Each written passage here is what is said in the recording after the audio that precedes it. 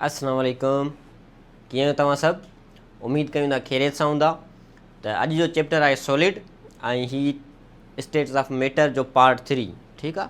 Syllabus जे मुताबिक़ status of matter part 3 ऐं पंहिंजे STP जे मुताबिक़ सॉलिड जे नाले सां हिकिड़ो अलॻि ई चैप्टर, बल्कि सभिनी टेक्स्ट बुक में ईअं ई लिखियलु आहे। त पाण हुनखे 1 बाय 1 कवर कंदासीं जीअं सिलेबस में ॾिनल आहे। ऐं हिकिड़ी मज़े जी ॻाल्हि ॿुधायांव, सभिनि खां सॼी केमिस्ट्रीअ में फस्ट ईयर इंटर जी में घटि मां घटि अगरि MCQ कंहिं चैप्टर में हूंदा आहिनि त उहो ई आहे। बहरहाल इन जो मतिलबु इहो न आहे त हिनखे असांखे छॾे ॾियणो आहे। हिनखे मुमकिन आहे कोशिशि में हर तरीक़े सां कवर करण जी कोशिशि कई आहे ऐं हिकिड़े सिंगल शॉट में, ऐं कोशिशि कबी त नंढे खां नंढो वीडियो थिए। पोइ इहो वीडियो थोरो वॾो थी वियो। बहरहाल अचो त हिनखे कवर था कयूंसि। ठीकु आहे। चैप्टर जो नालो solid. Introduction to solid. Solid कंहिं तारीफ़ जो मोहताज त न आहे, सभिनी खे ख़बर आहे। सॉलिड छा आहे? सॉलिड उहो स्टेट ऑफ मैटर आहे जंहिंखे हिकिड़ी पंहिंजी फिक्स शेप आहे, फिक्स वॉल्यूम आहे।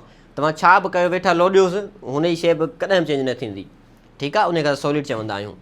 बहरहाल condensed state of matter in which particles are closely arranged in fixed position. हिन जा जेके पार्टिकल हूंदा आहिनि उहे क्लोजली अरेंज्ड हूंदा आहिनि, बिल्कुलु फिक्स हूंदा आहिनि, मिनिमम स्पेस हूंदी आहे ऐं इन करे हुनखे फिक्स शेप हूंदी आहे।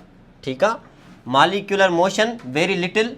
पहिरीं छा ॻाल्हि हूंदी आहे, हिनजी क्लोजली अरेंजमेंट हूंदी आहे, इन करे हिनखे फिक्सड पोजीशन हूंदी आहे या फिक्सड शेप हूंदी आहे। यानी सॉलिड जंहिं जॻह ते बीठो हूंदो उते बीठो हूंदो। लिक्विड वांगुरु न आहे त हिकिड़ी जॻह ते असां रखियो आहे, उतां फ्लो करे ॿिए पासे हलियो वञे या ॿी पोज़ीशन में हलियो वञे। जीअं गैस आहे, अगरि कंहिं कंटेनर में आहे त सॼे कंटेनर में डिफ्यूज़ थियो पियो आहे। सॉलिड ईअं न आहे। सॉलिड खे खणी मिसाल जे तौर ते को क्यूब खणो या को बि सॉलिड खणो, को पेजी खणो, खणी तव्हां कंहिं रूम में या कंहिं जॻह ते रखे छॾियो, उन ई जॻह ते पियो हूंदो। बल्कि गैस हुजे हा, तव्हां खणो आहे, स्प्रे लॻायो थोरी, पूरे रूम में स्पीड थी वियो या डिफ्यूज़ थी वियो। त इहा हिन में प्रॉपर्टी आहे ई कोन। मॉलिक्यूलर मोशन सफ़ा बिल्कुलु घटि। Particle only undergo vibration. हिन में जस्ट हिकिड़ी मोशन थींदी आहे, उहा हूंदी आहे वाइब्रेशन। वाइब्रेशन खां अलावा हिन में ॿी का शइ थींदी न आहे। इन जी वजह इहा आहे त हिन जो इंटर मॉलिक्यूलर फोर्स तमामु घणो स्ट्रॉन्ग हूंदो आहे। अच्छा, फिज़िकल कैरेक्टर ॿिया कहिड़ा कहिड़ा अथसि? फिक्सड पोजीशन, फिक्स शेप ऐं फिक्स वॉल्यूम। ऐं इन शइ खां असां चङी तरह वाक़िफ़ आहियूं। हिन fix shape, fix position, fix volume. यानी हिन जो न को वॉल्यूम चेंज थिए, न को शेप चेंज थिए, न को हिन जी का पोजीशन चेंज थींदी आहे। हीउ जहिड़ो हूंदो आहे। छाजे करे? हिन जो इंटर मॉलिक्यूलर फोर्स वधीक हूंदो आहे ऐं उनजे विच में स्पेस सफ़ा घटि हूंदी आहे।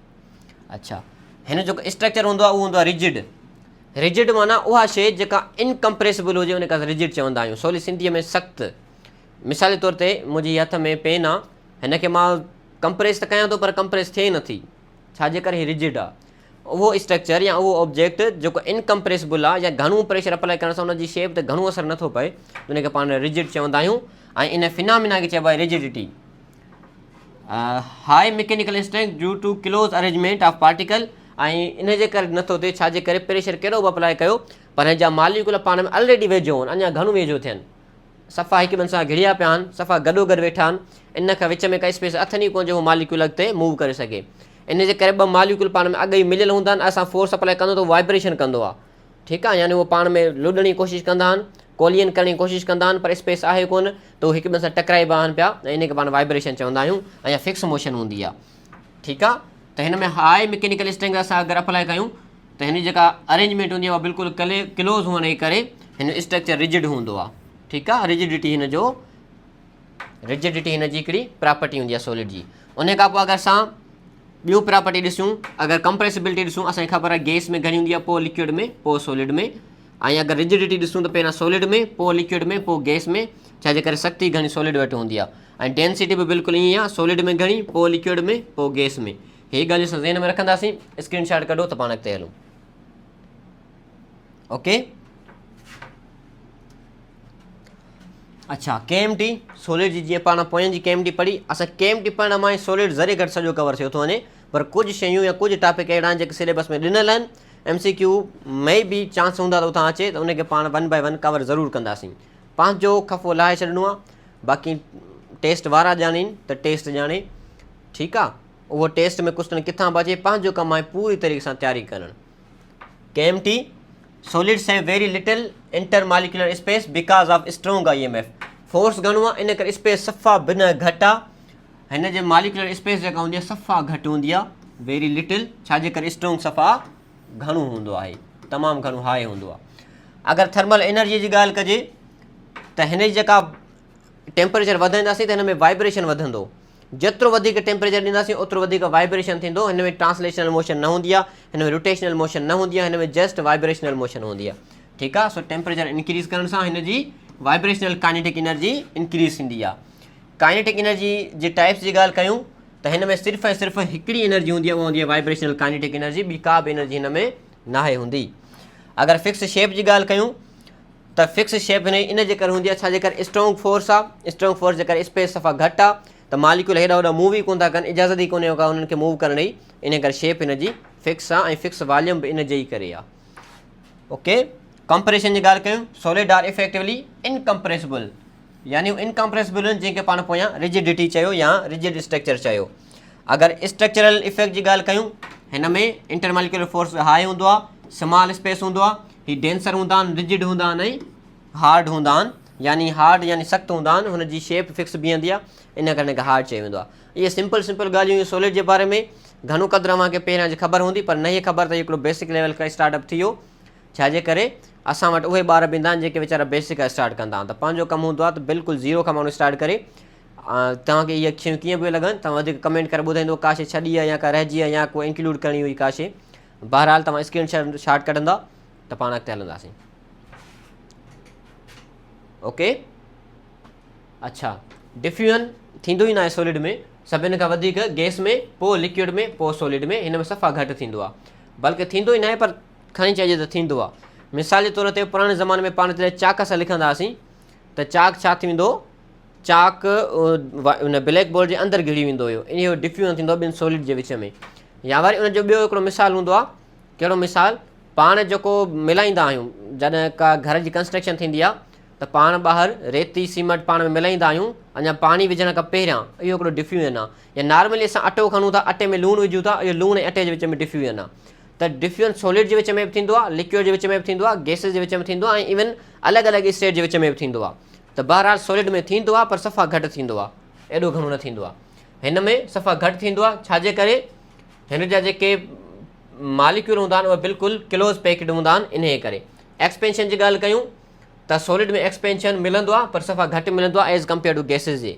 गैस खे एक्सपेंड कबो यानी हीट ॾिबी त वधीक एक्सपेंड न, काइनेटिक एनर्जी हुननि खे मालिक्यूलनि खे परे परे खणी वेंदी, पर सॉलिड में थोरो एक्सपेंशन मिलंदो, वॉल्यूम वधंदो, बल्कि हुन में एॾो एक्सपेंशन न मिलंदो। त एक्सपेंशन बि सभिनी खां घणो गैसिस में, पोइ लिक्विड में, पोइ सॉलिड में। अच्छा, सॉलिड में हिकिड़ी अलॻि प्रॉपर्टी मिलंदी आहे जंहिंखे पाण सब्लिमेशन चवंदा आहियूं। सब्लिमेशन छा हूंदो आहे, नॉर्मली छा थींदो आहे, कंहिं शइ खे असां हीट कयूं त छा थींदो, पहिरियों उहो सॉलिड में आहे, सॉलिड खां पोइ उहो ईंदो लिक्विड में, ठीकु आहे, ऐं लिक्विड खां पोइ उहो ईंदो गैस में। पर कुझु सभु सॉलिड न, कुझु अहिड़ा सॉलिड हूंदा आहिनि, जीअं मिसाल तौर ते पाण वाटर जी ॻाल्हि कयूं, आइस खणंदासीं, पोइ वाटर असांखे मिलंदो, पोइ असांखे स्टीम मिलंदो या वेपर्स फॉर्म में मिलंदो, सही आहे। पर अगरि असां ॻाल्हि कयूं मिसाल जे तौर ते हीअ जेके हेठि एलिमेंट लिखिया पिया आहिनि, सपोज़ कयो असां सिंपल असां जेको कोयलो खणंदा आहियूं, घर में काठ ॿारींदा आहियूं, उनखे जीअं ॿारींदा आहियूं त डायरेक्ट असांखे धुओं थी मिलंदो आहे, ऐं ॿियो उनजो बचियल रेज़िजुअल मास मिलंदो आहे, बल्कि असांखे विच में का लिक्विड फेस न मिलंदो आहे। इन करे कुझु अहिड़ा मटीरियल हूंदा आहिनि जेके लिक्विड उन में ईंदो ई न आहे, सॉलिड खां पोइ डायरेक्ट छा ईंदो, गैस ईंदो या वेपर्स फॉर्म ईंदो उनजो, उन में लिक्विड फेस हूंदो ई न आहे, उनखे पाण सब्लिमेशन चवंदा आहियूं। The process where a solid directly transform into gas, हिन में डायरेक्टली गैस में चेंज थी वञे, उनखे पाण छा चवंदा आहियूं, सब्लिमेशन चवंदा आहियूं प्रोसेस खे। ऐं उनजा मिसाल कहिड़ा कहिड़ा आहिनि, जीअं naphthalene, iodine, camphor and solid CO2, जंहिंखे पाण ड्राई आइस बि चवंदा आहियूं। इहे सभु कुझु कंपाउंड आहिनि, खोड़ सारा ऑर्गेनिक आहिनि मेजॉरिटी में, पर कुझु ॿिया बि कंपाउंड हूंदा आहिनि। आयोडीन त हिकिड़ो एलिमेंट आहे।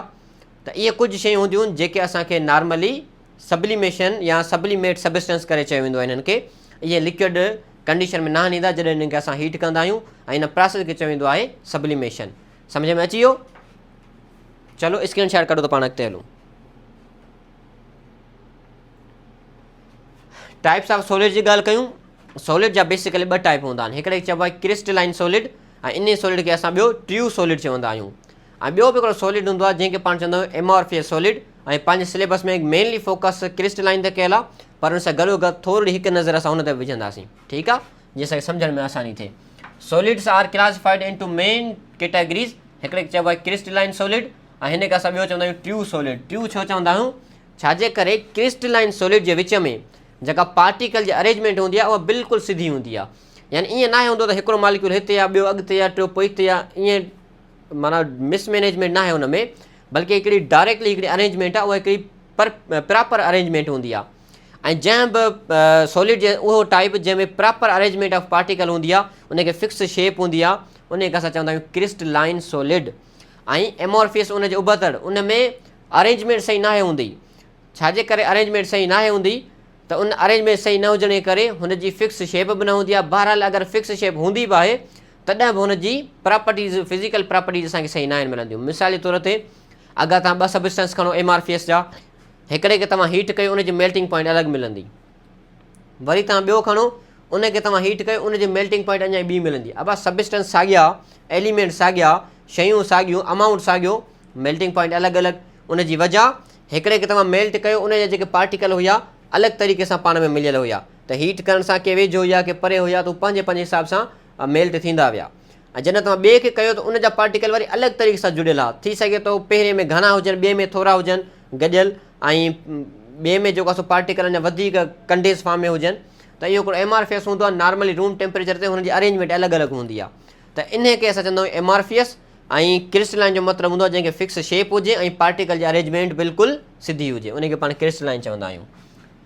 ठीकु आहे, हिन खे डेफिनेट जियोमेट्रिकल शेप हूंदी आहे। पहिरीं ॻाल्हि, हिन जी शार्प मेल्टिंग पॉइंट हूंदी आहे। शार्प मेल्टिंग पॉइंट जो मतिलबु छा आहे, यानी हिन में एतिरी का वैरायटी न मिलंदी असांखे, तक़रीबन फिक्स मिलंदी आहे, या खणी चई सघो था फिक्सड मेल्टिंग पॉइंट। शार्प जो मतिलबु आहे फिक्स मेल्टिंग पॉइंट, यानी एॾो को वाइड रेंज में नाहे मिलंदो, बल्कि को हिकिड़ो नंबर मिलंदो, या भला खणी 1-2 सेंटीग्रेड जो फ़र्क़ु हूंदो। ईअं न हूंदो त हिकिड़ो 5 खां वठी करे 20 सेंटीग्रेड जे विच में यको या मेल्टिंग पॉइंट बि हले, ईअं नाहे, को 13 ते, को 18 ते, को 17 ते, इहो क्रिस्टलाइन में नाहे थींदो। बल्कि क्रिस्टलाइन में इहो थींदो त वधि में वधि 9 ते थींदो या 10 ते थींदो, भला अञा मजबूरीअ में 11। इन टिनि हिक खां फ़र्क़ु खां सवाइ ॿियो को फ़र्क़ु नज़र असांखे न ईंदो, हिकु वधि या घटि। मोस्ट सॉलिड आर क्रिस्टलाइन, ऐं मेजॉरिटी में जेके असांखे सॉलिड मिलंदा आहिनि उहे क्रिस्टलाइन मिलंदा आहिनि, ऐं इहा ॻाल्हि असांखे यादि रखणी आहे। ठीकु आहे, ॻाल्हियूं त असांखे सभु यादि करणियूं आहिनि, पर हीअ ॻाल्हि थोरी महसूसु थिए पई त थोरी घणी इंपॉर्टेंट आहे। जेके घणा सॉलिड हूंदा आहिनि उहे क्रिस्टलाइन हूंदा आहिनि एज़ कम्पेयर टू एमआरफीएस ते। अच्छा, एमआरफीएस सॉलिड छा हूंदा आहिनि, हिननि खे असां सुपर कूल्ड लिक्विड चवंदा आहियूं, या हिन खे असां स्यूडो सॉलिड चवंदा आहियूं। सुपर कूल्ड लिक्विड छा आहे, सुपर कूल्ड लिक्विड जो मतिलबु आहे त कुझु अहिड़ा सॉलिड हूंदा आहिनि जिन सॉलिड खे असां अगरि फ्रीज़ कयूं, यानी हुनखे असां कूल कयूं सॉलिड खे, या मिसाल जो कंहिं लिक्विड खे फ्रीज़ कबो त उहो सॉलिड में ईंदो। पर ही अहिड़ा सॉलिड हूंदा जिन जी फ्रीज़िंग पॉइंट अची वेंदी, पर इहे सॉलिड में न ईंदा, रहंदा लिक्विड में ई। ठीकु आहे, जीअं मिसाल जे तौर ते कहिड़ो मिसाल, असां सोडियम एसीटेट खणूं, सोडियम एसीटेट इन शइ जो मिसाल आहे। ऐं ही उहे सबस्टेंस हूंदा आहिनि जिनखे असां तकड़ी मेल्टिंग पॉइंट ॾींदासीं, यानी हुनखे असां एॾो टेम्परेचर ॾियूं जो हुननि जो पार्टिकल अञा पंहिंजी जॻह त चुरी ई कोन्हे, असां हुनखे टेम्परेचर ॾेई छॾियूं, त पोइ असांखे घणो करे त असांखे सुपर कूल्ड लिक्विड कंडीशन मिलंदी। ऐं जेको असांजो फॉग हूंदो आहे, झुड़ क्लाउड फॉग, उन कंडीशन में बि कॾहिं कॾहिं असांखे इहा कंडीशन मिली वेंदी आहे। अगरि असां टेम्परेचर तमामु तकिड़ो ॾियूं, कंहिंखे फ्रीज़िंग पॉइंट हिकिड़ी विदिन सेकेंड में असां फ्रीज़िंग पॉइंट ॾियूं, मिसाल जे तौर ते हिन रूम में अचानक कुझु ई 1-2 सेकेंडनि में फ्रीज़िंग पॉइंट जी लेवल अची वञे। मिसाल जे तौर ते फ्रीज़िंग पॉइंट हर सबस्टेंस जी अलॻि आहे, पर को अहिड़ो सबस्टेंस आहे जंहिंजी फ्रीज़िंग पॉइंट अची वई ऐं हिकिड़ी सेकेंड में अची वई, त हुनजे पार्टिकल खे सही टाइम न लॻो त उहो किथे अरेंज थिए, त उहे सुपर कूल्ड लिक्विड थी वेंदा आहिनि। ऐं इन सुपर कूल्ड लिक्विड जी कंडीशन खे असां ॿियो छा चवंदा आहियूं, एमआरफीएस सॉलिड चवंदा आहियूं। ठीकु आहे, त सुपर कूल्ड लिक्विड असांखे यादि रखणी आहे, हीअ फ्रीज़िंग करण सां सॉलिड में न आहिनि ईंदा। मां शार्ट में थो लिखां, अगरि हिन खे असां फ्रीज़ कयूं, या हिन जेके असां फ्रीज़िंग पॉइंट ॾियूं, हिन खे असां फ्रीज़िंग पॉइंट ॾियूं त हीअ छा थींदो, हीअ सॉलिड में न ईंदा, सॉलिड में न ईंदा, छा में रहंदा, घणो करे लिक्विड में रहंदा, माना हिन जूं प्रॉपर्टी लिक्विड में रहंदियूं ऐं सॉलिड में न ईंदा। इन खे असां सुपर कूल्ड लिक्विड चवंदा आहियूं, ऐं हिननि खे असां ॿियो स्यूडो सॉलिड चवंदा आहियूं। यादि रहे, इन जो मिसाल ॾिनो वेंदो आहे गिलास, शीशो, पर शीशो ईअं आहे कोन, शीशो को सुपर कूल्ड लिक्विड न आहे, छाजे करे असांखे ॿुधायो वेंदो आहे त जेको शीशो आहे उहो दरअसल सुपर कूल्ड आहे, हुन में अंदरि जेका मालिकुलर मोशन आहे उहा स्लाइडिंग मोशन हले पई, यानी घणनि सालनि खां पोइ हुनजी जॻह हिकु जॻह खां ॿी जॻह ते चेंज थी वेंदी आहे। बल्कि ईअं आहे कोन, हिकिड़ी मिथ आहे हिकिड़ी। केमिस्ट्री में अगरि तव्हां सही कानून सां पढ़ो त गिलास कॾहिं बि सुपर कूल लिक्विड जो मिसाल थी नथो सघे। छाजे करे गिलास ठहंदो आहे जेको आहे सो सैंड मां, वारीअ मां, ऐं उन खां अलावा इन जा 3 कंपोनेंट हूंदा आहिनि टोटल। बहरहाल इन जो प्रोसीजर हिकिड़ो अलॻि आहे, उहो कॾहिं पोइ पाण अॻिते अगरि टॉपिक हूंदो त उन कवर कंदासीं। अॻे असांजा वीडियो वॾा थियो था वञनि। त चवण जो मक़सदु त गिलास जेको आहे सो हिकिड़ो मिथ आहे हिकिड़ी, पंहिंजो शायदि किताब बि लिखे थो ऐं ॿिया किताब लिखंदा, पर ईअं आहे कोन। तव्हां भली इन शइ खे कंफर्म करे ॾिसिजो बाद में गूगल जे ज़रिए, AI जे ज़रिए। इहा हिकिड़ी मिथ आहे, ईअं आहे कोन। गिलास कॾहिं बि MRFS सॉलिड जो मिसाल थी नथो सघे। पार्टिकल सां अरेंज्ड रेंडमली, हिन में पार्टिकल जेका अरेंज हूंदा आहिनि उहे रेंडमली अरेंज हूंदा आहिनि, हिकिड़ो तरीक़ेकार सां न आहिनि हूंदा।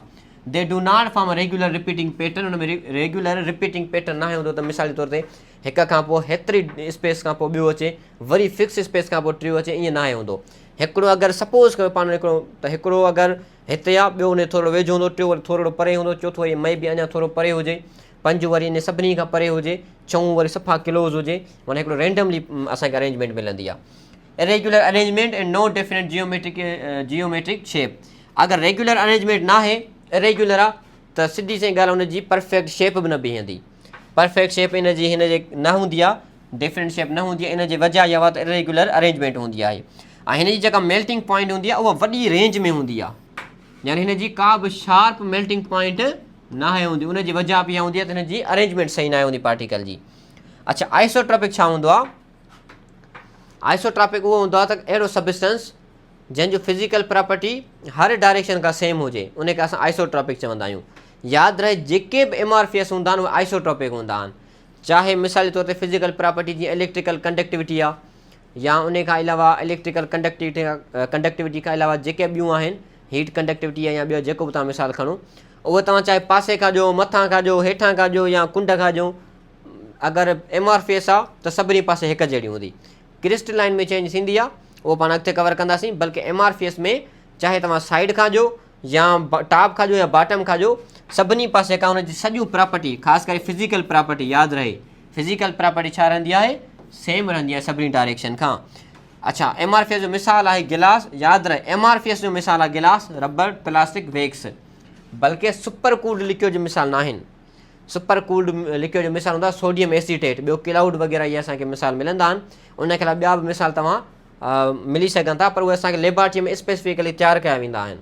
ठीकु आहे, घणो करे इहा स्टेट एॾी का वॾी का मशहूरु बि न आहे, या हर भरो असां उनखे शयुनि में घेड़ायूं। त तव्हां स्क्रीन शॉट कढंदो ऐं को क्वेश्चन सुवाल हूंदो तव्हां कमेंट में ज़रूरु पुछंदा। ओके, अहिड़ो ई छा थी वियो? वाह वाह वाह वाह, हल ख़ैरु आहे, शायदि छा था करे सघूं। त साॻी शइ ॿुधायल आहे, क्रिस्टलाइन जेके ट्रू सॉलिड चइबो आहे, डेफिनेट जियोमेट्रिक शेप हूंदी आहे, शार्प मेल्टिंग पॉइंट हूंदी आहे। शार्प मेल्टिंग पॉइंट मतिलबु पाण पोयां कवर कयो त हिन जी जेका वाइड रेंज में न हूंदी, को फिक्स हूंदी आहे, फिक्स हूंदी आहे। सपोज़ कयो अगरि 3 आहे त 1-2 ते को फ़र्क़ु ईंदो, को एॾी का वाइड रेंज में न ईंदो। ऐं मोस्टली सॉलिड आर क्रिस्टलाइन, यानी असांखे घणो सॉलिड क्रिस्टलाइन मिलंदो आहे। MRFS ते अचूं, सिलेबस में कोन्हे पर असांखे कवर करिणो आहे। MRFS हिन खे सुपर कूल्ड चवंदा आहियूं, ऐं ॿियो ही स्यूडो सॉलिड हूंदा आहिनि। पार्टिकल अरेंजमेंट रेंडमली हूंदी आहे, इन करे हिन खे रेगुलर पैटर्न असांखे नाहे मिलंदो। रेगुलर पैटर्न असांखे नाहे मिलंदो। हिन जी इरेगुलर अरेंजमेंट जे करे हिन जी डेफिनेट शेप बि नाहे हूंदी, हिन जी का बि डेफिनेट शेप नाहे हूंदी। ऐं हिन जी मेल्टिंग पॉइंट जेको आहे वाइड रेंज में थींदी आहे। वाइड रेंज में कीअं? मिसाल जे तौर ते हिन जी 3 आहे त हिन सपोज़ कयो पाण चऊं था त मेल्टिंग पॉइंट आहे, सपोज़ कयो पाण हिकु नथा खणूं, भला हिकु नथा खणूं, सही नथो लॻे, त पाण सपोज़ कयो हिकिड़ो 3, त हाणे छा कयूं? या हिन खे असां 30 था कयूं, हाणे 30 थियूं, हाणे भलाई थी वई। हीअ मां थो कयां 20 खां वठी 30 सेंटीग्रेड ताईं, या अञा 35 ताईं कयोसि। हाणे हिन हिकिड़ी वाइड रेंज मिली वई असांखे, को 22 ते, को 23 ते, को 27 ते। त हिन जी मेल्टिंग पॉइंट शार्प असांखे नाहे मिलंदी, बल्कि वाइड रेंज में मिलंदी आहे। हीअ आइसोट्रॉपिक हूंदा आहिनि, सभिनी डायरेक्शन में हिकु जहिड़ी प्रॉपर्टी हूंदी आहे। मिसाल गिलास, रबड़, प्लास्टिक, वैक्स जो मिसाल हूंदो आहे। साॻी स्लाइड रुगो हिकिड़े भॻल एरो में असांखे वापसि मिली आहे। ठीकु आहे, पाण अॻिते था हलूं हिनखे। Crystalline solid are crystal lattice. अच्छा, हाणे क्रिस्टलाइन सॉलिड खे पाण कवर कंदासीं। जीअं असांखे सिलेबस में मिलियल आहे या जीअं STB में असांखे मिलियल आहे उन तरीक़ेकार सां।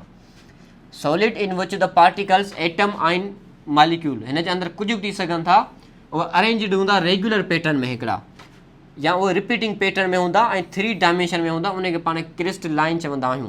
जीअं मिसाल तौर ते पाण डायमंड आहे या ॿी का बि शेप पाण खणूं, कहिड़ी बि शेप खणूं पाण, सपोज़ कयो कहिड़ी हीअ जेका बि ठही आहे हेक्सागोनल ठही आहे, पर हिकिड़ो सपोज़ कयो को बि सबस्टेंस या पाण को क्यूब आहे। क्यूब छा हूंदो आहे? क्यूब उहो पासो हूंदो आहे जंहिंजा पाण खे 3 पासा ॾिसण में ईंदा आहिनि। ठीकु आहे, कहिड़ी बि सबस्टेंस खणो, कहिड़ी बि शेप खणो तव्हां, जेका बि असां ॾिसूं पिया, हर उहा शइ जेका पाण हथ में खणी सघूं था या ॾिसूं पिया उहा 3D आहे। हिन दुनिया में सभई शयूं 3D आहिनि जेका पाण हथ में खणी सघूं था, सभु 3D आहिनि। ऐं 3D शेप में हुजण खे असां क्रिस्टलाइन सॉलिड जी हिकिड़ी परफेक्ट निशानी चवंदा आहियूं। पर 3D में एमआरफीएस बि हूंदो आहे, ईअं न त उहो 3D में न हूंदो, उहो पाण हथ में खणूं था न त उहो 3D हूंदो आहे। हर शइ जेका हथ में अचे थी उहा 3D आहे। ठीकु आहे, त हिन में अरेंजमेंट जेका हूंदी आहे उहा रेगुलर पैटर्न में हूंदी आहे, उनखे पाण हिन खे पाण क्रिस्टलाइन चवंदा आहियूं। ऑर्डर्ड क्रिस्टल लेटिस छा आहे? क्रिस्टल लेटिस हिकिड़ी अरेंजमेंट हूंदी आहे पार्टिकल जी, हिकिड़े रेगुलर पैटर्न में या हिकिड़े रेगुलर अरेंजमेंट में, उनखे पाण क्रिस्टल लेटिस चवंदा आहियूं। जॾहिं कंहिं बि क्रिस्टलाइन जा पार्टिकल हिकिड़ी रेगुलर अरेंजमेंट में मिलियल हुजनि, इहो हिकिड़ो फ्रेम वर्क ठाहिनि, उन फ्रेम वर्क खे या उन पार्टिकल जी अरेंजमेंट खे पाण क्रिस्टल लेटिस चवंदा आहियूं। ठीकु आहे, छा चवंदा आहियूं पाण? Crystal lettuce. हिन में हिनखे असांखे ॾिसण जरा मिलंदी आहे सेमिट्री। सेमिट्री छा आहे?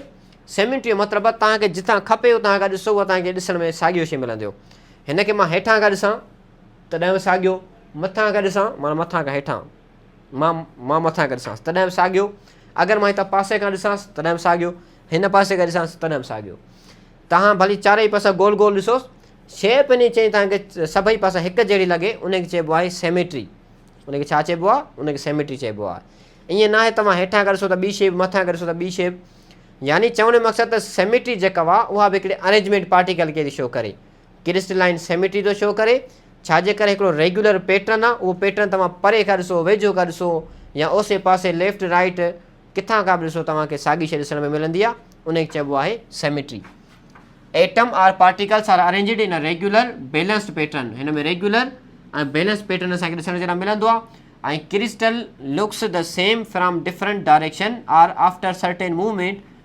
तव्हां डिफरेंट डायरेक्शन खां ॾिसो या परे खां वेझो खां बि ॾिसो, पोज़ीशन चेंज करे ॾिसो, ॾिसण में तव्हांखे वरी बि साॻी शइ ईंदी। ठीकु आहे, इनखे चइबो आहे क्रिस्टल लेटिस। उहो फ्रेमवर्क हूंदो आहे, पार्टिकल जी हिकिड़ी सिधी अरेंजमेंट हूंदी आहे ऐं उनजे करे असांखे सेमिट्री ॾिसण में मिलंदी आहे। यानी चाहे सेमिट्री हुजे, क्रिस्टल लेटिस हुजे या हुनजी फिक्स शेप हुजे क्रिस्टलाइन जी, सभु जी सभु डिपेंड आहे अरेंजमेंट ऑफ पार्टिकल ते। यानी सभिनि खां बेसिक जेका शइ आहे उहा अरेंजमेंट ऑफ पार्टिकल, उनजे करे सेमिट्री आहे, उनजे करे फिक्स शेप आहे, फिक्स वॉल्यूम आहे, उनजे करे क्रिस्टल लेटिस आहे, उनजे करे सेमिट्री आहे। ठीकु आहे, अच्छा रिपीटेशन जी ॻाल्हि कयूं। Particle repeat in an ordered pattern because one part of the crystal is identical to the another. पार्टिकल खां तव्हां ॾिसो, मिसाल तौर ते हिकिड़ो क्रिस्टलाइन जी शेप आहे, सपोज़ कयो त हिन जो हितां खां वठी हेसी ताईं केॾी हिकिड़ी स्मूथ हिकु जहिड़ी पई नज़र अचे, आइडेंटिकल थी नज़र अचे, छाजे करे हिन में पैटर्न यको हिकु जहिड़ो आहे। पर उन जॻह ते असां अगरि मेण खणूं, मेणबती खणूं, कैंडल खणूं, ॾिसो किथां घणी किथां थोरी किथां, या गिलास असां खणूं शीशो, शीशो असांखे लॻे थो हिकु जहिड़ो आहे, पर तव्हां हेठां खां ॾिसंदो त उनजा कपर थुल्हा हूंदा आहिनि एज़ कम्पेयर टू विच जे साइड खां।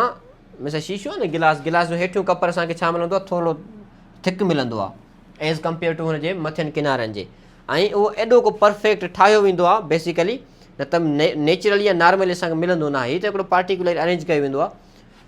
त चवण जो मक़सदु त हिन जी हिकिड़ी सिधी अरेंजमेंट जे करे क्रिस्टलाइन असांखे हर डायरेक्शन खां साइड ॾिसण में ईंदा आहिनि, पर इहा शइ असांखे एमआरफीएस में नाहे मिलंदी। उनजी जेको आइडेंटिकल पार्ट न आहिनि हूंदा, सभिनी पासनि खां आइडेंटिकल पार्ट न आहिनि हूंदा। उमेदु कयूं पिया थोरी स्पीड आहे अॼु, इन करे छाजे करे असांजा विडिया वॾा थी था वञनि। स्क्रीनशॉट कढंदा पाण अॻिते हलंदासीं। Okay, symmetry is explained by 3 main element. Symmetry असां 3 तरीक़नि सां सम्झी सघूं था। पहिरीं हूंदी आहे एक्सिस। एक्सिस छा हूंदो आहे? An imaginary line passing through a crystal van the crystal is rotate around this line it looks the same. Suppose कयो पाण साॻी जेका हुआ, हाणे शेप बि नथी ठहे,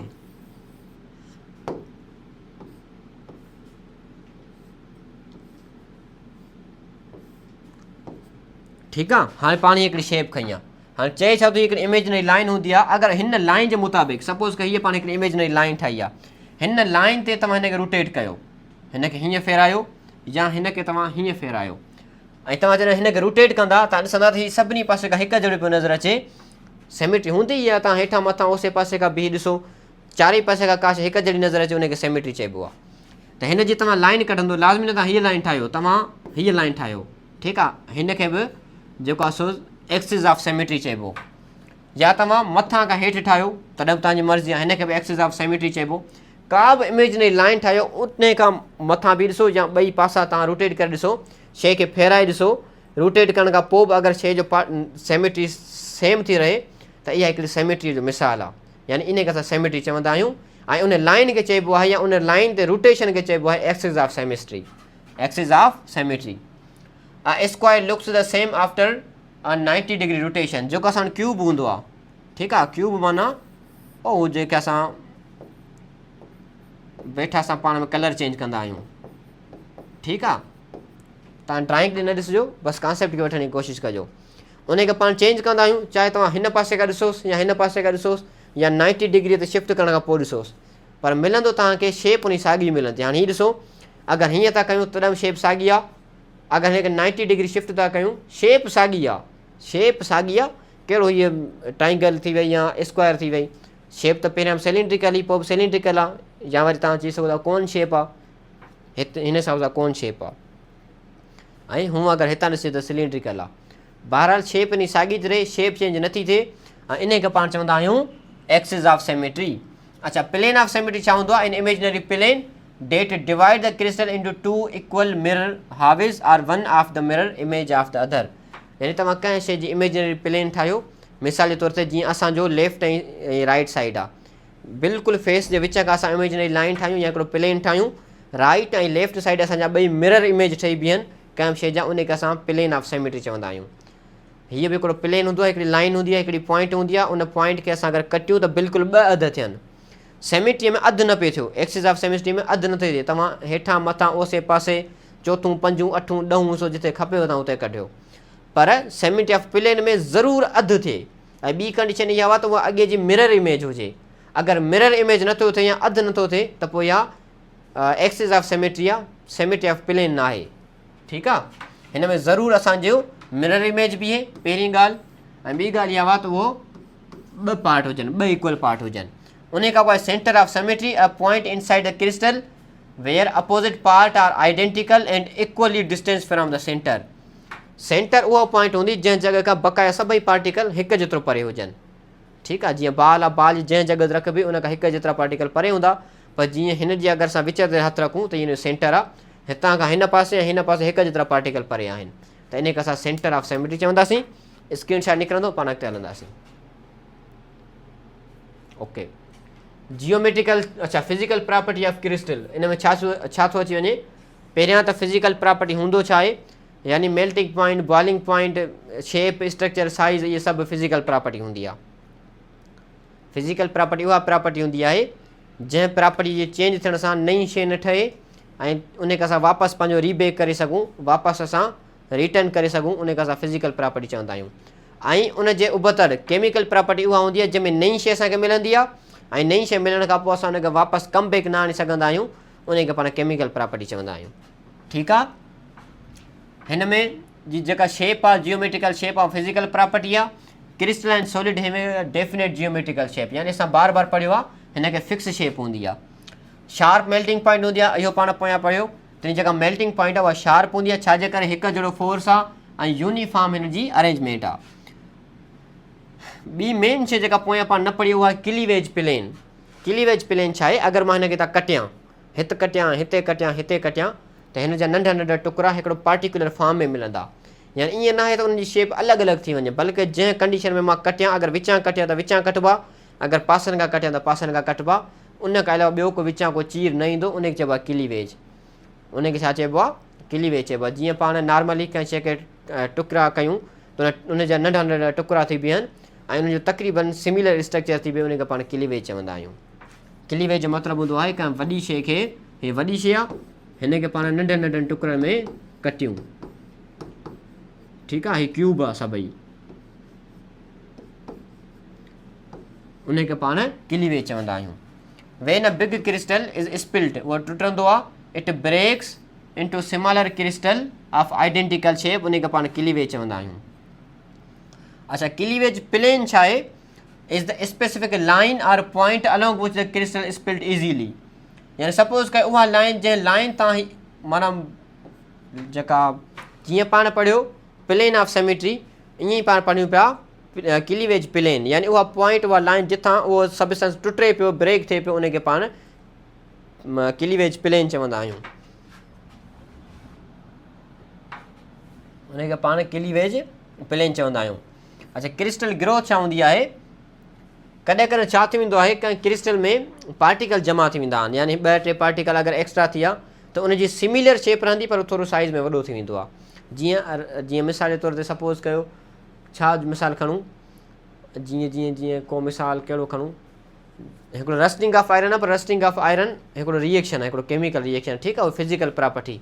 फिज़िकल प्रॉपर्टी माना सपोज़ कयो कंहिं शइ में असां पार्टिकल एड कयूं, जीअं हिन खे मां पार्टिकल अगरि एड कयां, मां पार्टिकल एड कयां हिकिड़ो पर्टिकुलर अरेंजमेंट में, हितां बि उहो पार्टिकल एड कयां, हितां बि उहे कयां, हितां बि उहे कयां, सेम शेप बीहे, पर थोरी वॾी थी बीहे, सिर्फ़ु उन जी ग्रोथ वॾी थिए, बाक़ी उनखे सिमिलर पैटर्न हुजे, सिमिलर हिन जो हेड हुजे, हीउ रीजन बि हिन जो बिल्कुलु सिमिलर हुजे, ऐं हिन जो हीउ रीजन बि बिल्कुलु सिमिलर हुजे, ऐं साइज़ में थोरो वॾो थी वञे, यानी थोरो बसि ज़ूम थी वञे बसि, त उनखे पाण चवंदा आहियूं क्रिस्टल ग्रोथ।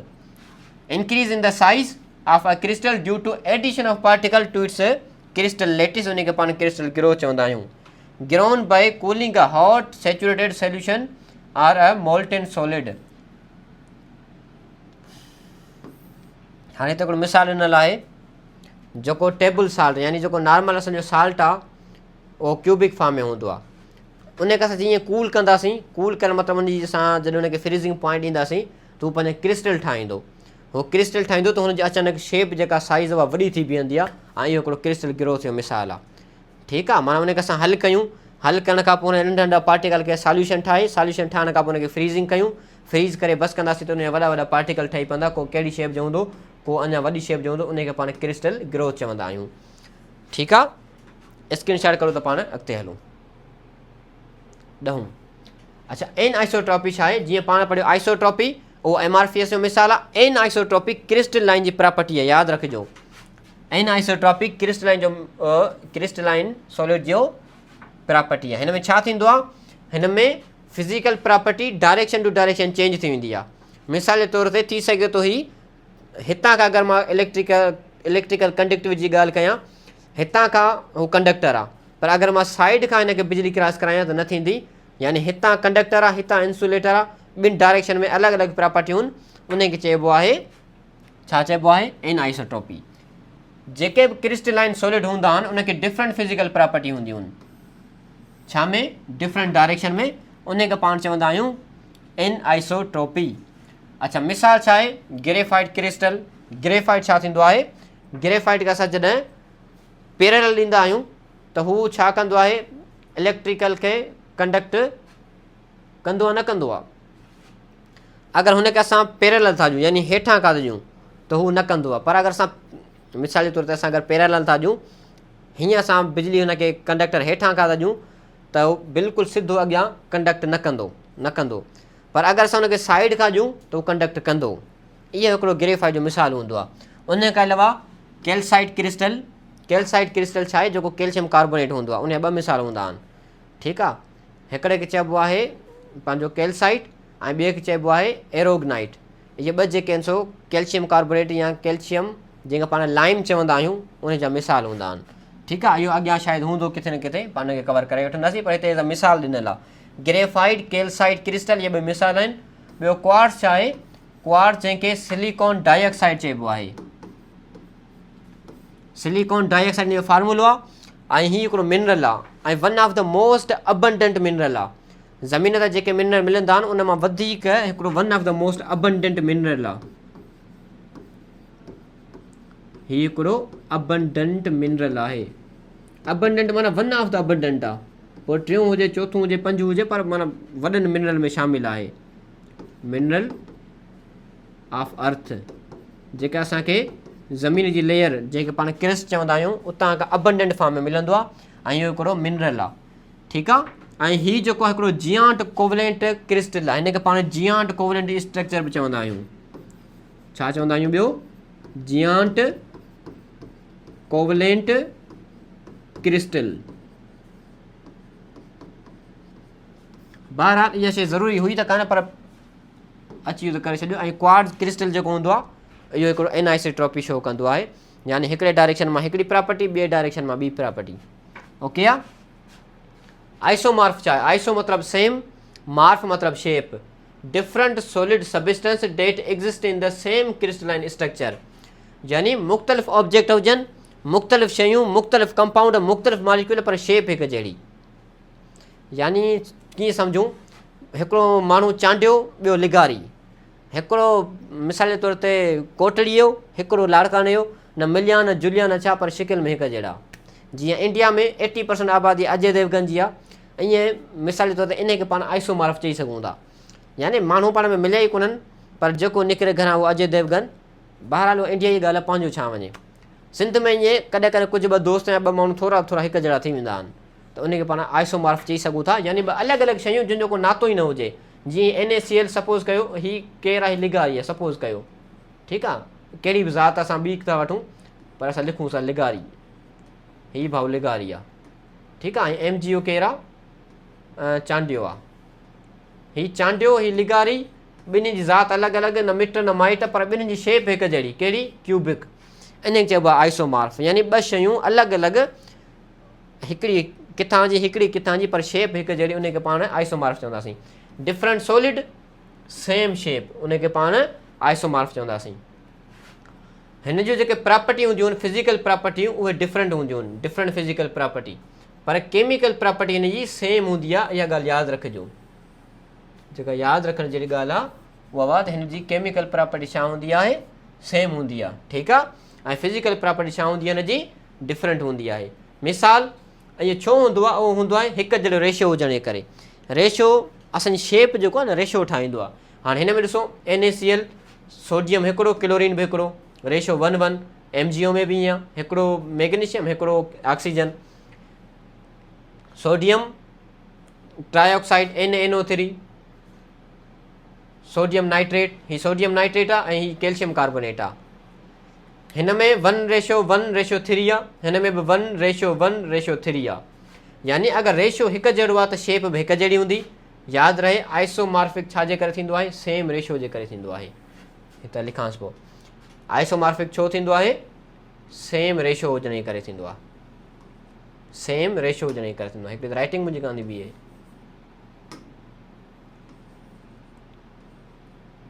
माशाअल्लाह, नज़र न हणिजो। सेम रेशो, सेम रेशो जेको सबबु आहे, काज़ आहे छाजो? आइसोमॉर्फ जो। यानी लिगारी ऐं चांडियो पाण में हिकु जहिड़ा आहिनि, इहो आइसोमॉर्फ आहे, ठीकु आहे। छाजे करे? रेशो हिकु जहिड़ो आहे। वधीक मिसाल आहिनि, हिन जी शेप ॿिन्हिनि जी कहिड़ी आहे? हिन जी मिसाल आहे रोम्बोहेड्रल शेप आहे ॿिन्हिनि जी, ऐं 1:1:3 ॿिन्हिनि जो रेशो आहे। हिन जो आहे ज़िंक सल्फाइड, ZnSO4, ऐं हीउ कहिड़ो कंपाउंड आहे?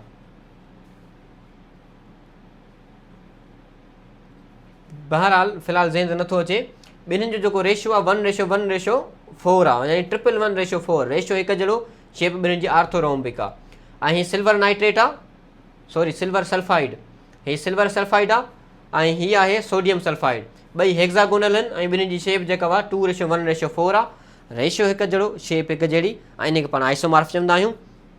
स्क्रीनशॉट कढो त पाण अॻिते हलो। ऐं बाक़ी हीअ यादि रखिजो, केमिकल प्रॉपर्टी सेम हूंदी आहे, फिज़िकल डिफरेंट हूंदी आहे, ठीकु आहे। हे जेके पॉइंट टिक कयूं न पाण माइंड में रखंदासीं। ओके, उन खां पोइ पॉलीमॉर्फिज़म। पॉलीमॉर्फिज़म वरी थोरो अलॻि आहे, यानी a phenomena where a single substance, हिन में हिकिड़ी शइ मुख़्तलिफ़ फॉर्म में मिले, ठीकु आहे।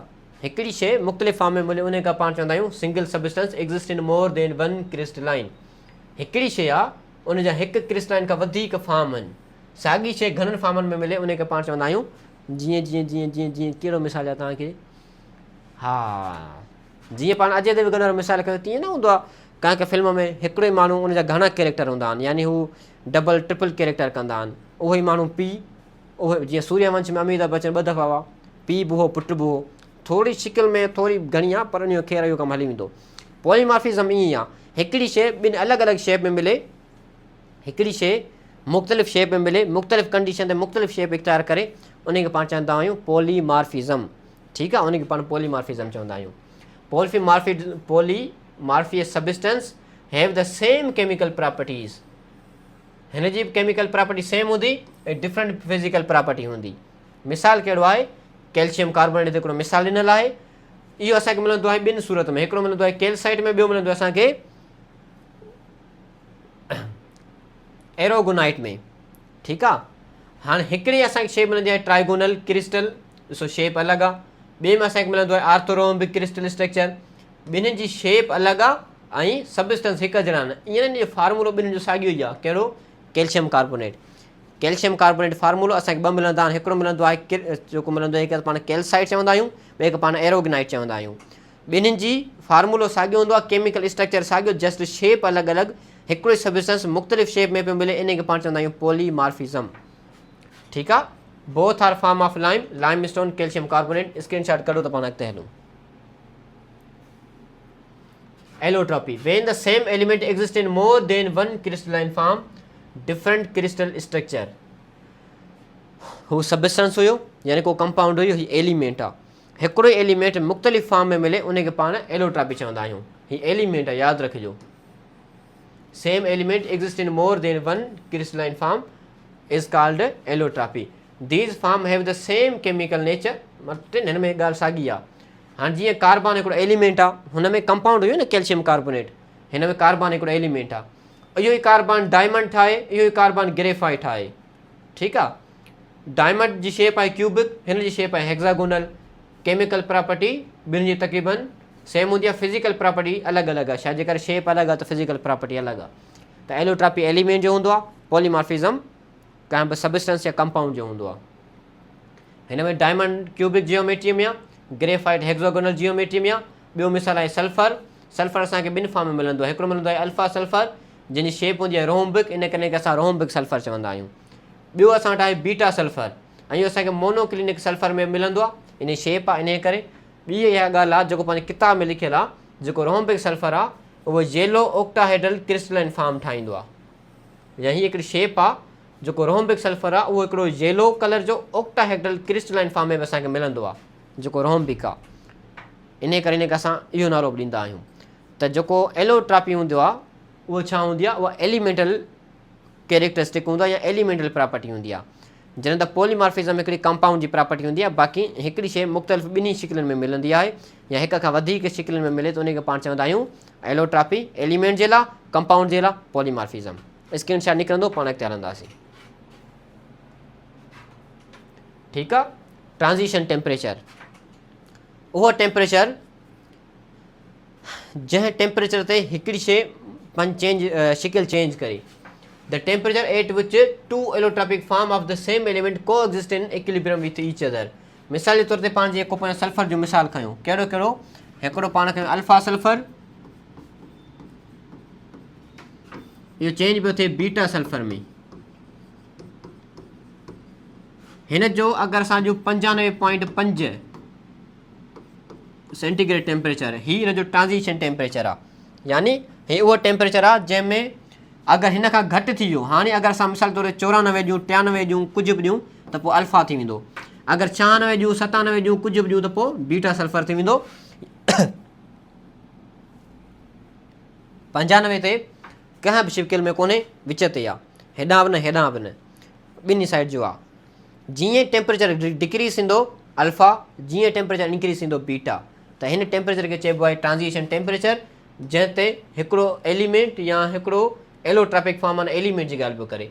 हिकिड़ो एलिमेंट 2 शेपनि जे विच ते हुजे, हिकिड़ो बैलेंस में हुजे, इक्विलिब्रियम हुजे, उनखे पाण ट्रांज़िशन टेम्परेचर चवंदा आहियूं। यानी हिन टेम्परेचर ते हिकिड़ो एलिमेंट मुख़्तलिफ़ कंडीशन जी टेम्परेचर जी कंडीशन ते मिलंदो आहे। बसि पोइ टेम्परेचर खे थोरो बि लोॾो आयो, शेप चेंज, उनखे पाण चवंदा आहियूं ट्रांज़िशन टेम्परेचर।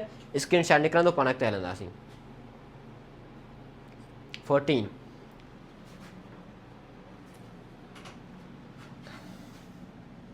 14 छा थो चए, एन आयोनिक सॉलिड। हाणे आयोनिक सॉलिड ते अची वियासीं। हाँ आयोनिक सॉलिड छा आहे, पहिरीं ॻाल्हि त पाण पढ़ूं पिया सॉलिड, सॉलिड जा टाइप आहिनि ॿ, एमआरफियस ऐं क्रिस्टलाइन। वरी क्रिस्टलाइन जा बि जेको आहे टाइप्स आहिनि 4। असांजे जेके सिलेबस में ॾिनल आहिनि उहे बसि 2 ई ॾिनल आहिनि, हिकिड़ो ॾिनल आहे मालिक्यूलर, ॿियो ॾिनल आहे आयोनिक। उनखे अलावा कोवलेंट ऐं मेटालिक जेके ॿ ॿिया आहिनि, टोटल 4 आहिनि। कहिड़ा कहिड़ा? पहिरियों आहे आयोनिक, ॿियो आहे covalent, ionic crystal, covalent crystal, metallic crystal, ऐं हिकिड़ो ॿियो रहिजी वियो, कहिड़ो रहियो? Molecular crystal. पंहिंजे सिलेबस में मुरागो ई 2 ॾिनल आहिनि, हिकिड़ो आयोनिक, ॿियो मालिक्यूलर। त हिन ॿिनि खे पाण न पढ़ंदासीं, जस्ट ही 2 पढ़ंदासीं। ओके आहे? अचो त पढ़ूं था आयोनिक क्रिस्टल। ऐं हीअ छा आहिनि? क्रिस्टलाइन जा टाइप आहिनि, सॉलिड क्रिस्टलाइन, वरी उन जा टाइप। आयोनिक सॉलिड छा आहे? An ionic solid is a crystalline solid made up of positive and negative ion held together by strong electrostatic force, यानी आयोनिक बॉन्ड। हिन में 2 आयन हूंदा आहिनि, हिकिड़ो हूंदो आहे केटाइन, ॿियो हूंदो आहे एनाइन। यानी ही अहिड़ो क्रिस्टल हूंदो आहे जेको केटाइन ऐं एनाइन जे विच में हूंदो आहे। केटाइन ऐं एनाइन 2 पार्टिकल हूंदा, हिकिड़ो हूंदो केटाइन, ॿियो हूंदो एनाइन। केटाइन ठीकु आहे। ही पॉजिटिव चार्ज वारो, ही नेगेटिव चार्ज वारो। अहिड़ा पार्टिकल जंहिंते पॉजिटिव ऐं नेगेटिव चार्ज हुजे ऐं उन्हनि जे करे का सबस्टेंस या को कंपाउंड बीहे, ख़ासि करे कंपाउंड बीहे, उनखे पाण चवंदा आहियूं आयोनिक क्रिस्टल। हाणे छाजे करे? पॉजिटिव घणो करे मेटल हूंदा आहिनि, त ही मेटल हूंदा आहिनि, यानी जीअं सोडियम आहे, पोटाशियम आहे, ऐं हीअ जेके हूंदा आहिनि सो नॉन मेटल हूंदा आहिनि। ठीकु आहे? नॉन मेटल में आदत हूंदी आहे, आदत ई चऊं न, यानी नॉन मेटल जी प्रॉपर्टी हूंदी आहे त इलेक्ट्रॉन गेन कंदा आहिनि, ऐं मेटल जी प्रॉपर्टी हूंदी आहे त उहे इलेक्ट्रॉन शेयर कंदा आहिनि, ॾींदा आहिनि, भा खणो वञी, सखी पुट आहिनि, हीअ वरी वठंदा आहिनि। ओके, त हीअ मेटल, हीअ नॉन मेटल, ॿिन्हिनि जे विच में, हिन ॿिन्हिनि जे करे, मेटल नॉन मेटल जे करे या केटाइन एनाइन जे करे जेको सॉलिड ठहंदो, उनखे पाण आयोनिक सॉलिड चवंदासीं। Ions are arranged in a regular crystal lettuce, छाजे करे क्रिस्टलाइन आहे त हिन में रेगुलर अरेंजमेंट मिलंदी आहे असांखे। मिसाल आहे sodium chloride. Ionic solid have a high melting point, ऐं हिकिड़ी हूंदी शार्प हूंदी। Are hard but brittle. Brittle छा हूंदो आहे? ब्रिटल हिकिड़ी प्रॉपर्टी हूंदी आहे ख़ासि करे क्रिस्टलाइन सॉलिड जी, जंहिंमें को बि सबस्टेंस जेको हूंदो आहे उहो बेंडिंग नाहे कंदो।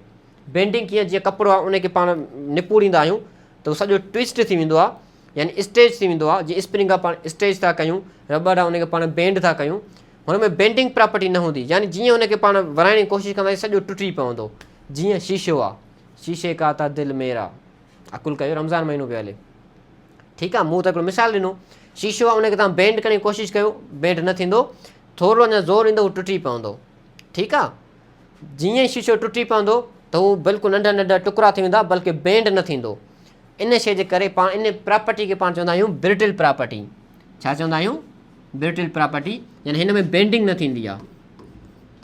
अहिड़ी प्रॉपर्टी जंहिंमें बेंडिंग न थिए या ट्विस्टिंग न थिए, उनखे पाण ब्रिटल चवंदा आहियूं। ओके आहे? ख़ासि करे जीअं गिलास जो मिसाल आहे, शीशे जो मिसाल आहे। बसि हाणे हेॾे ध्यानु ॾियो, ॻाल्हि थी जिंद छुटी। Okay, ionic solid. Ionic solid छा आहे? आयोनिक सॉलिड जो मतिलबु पाण हिन वक़्तु पढ़ियो, यानी अहिड़ो सॉलिड जेको पॉजिटिव ऐं नेगेटिव आयन जे करे ठहियो हुजे, जंहिंजी शेप जे जा अंदरि पार्टिकल हुजनि, अधु पॉजिटिव वारा अधु नेगेटिव वारा, विच में आयोनिक बॉन्ड हुजे, उन्हनि जे करे जेको कंपाउंड जी शेप बीहंदी आहे, जेको कंपाउंड बीहंदो उनखे पाण आयोनिक सॉलिड चवंदासीं। हिन जी प्रॉपर्टी कहिड़ी कहिड़ी आहे? पहिरीं ॻाल्हि त हार्डनेस हूंदा। Ionic crystal are hard at room temperature. जीअं लूण जो मिसाल खणूं, उहो नॉर्मल असांखे छा में थो मिले? लिक्विड में थो मिले या सॉलिड में थो मिले? हार्ड थो मिले।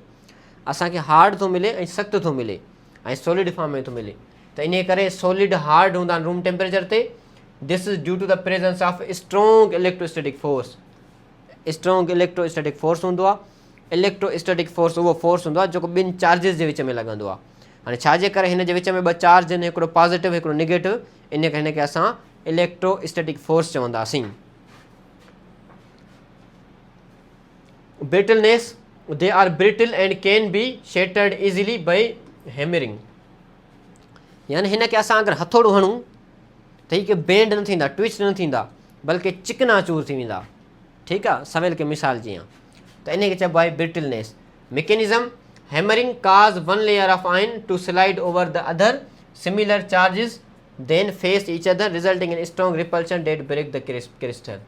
ठीकु आहे, सपोज़ कयो पाण अगरि हैमरिंग था कयूं, हथोड़ो खणी हणूं था, त पोइ छा थींदो, हुनजे करे बेंडिंग न थींदो, बल्कि चार्जिस जेके आहे उनजे विच में रिपल्शन ईंदी ऐं अरेंजमेंट टुटी पवंदी, बॉन्ड टुटी पवंदो ऐं जेको हुनजो बेंडिंग जे बजाय हू टुटी वेंदा ऐं अलॻि अलॻि थी वेंदा, धार थी वेंदा। दिलि टुटी, माण्हू धार सभु को पंहिंजे में। ओके, इन खे चइबो आहे ब्रिटलनेस।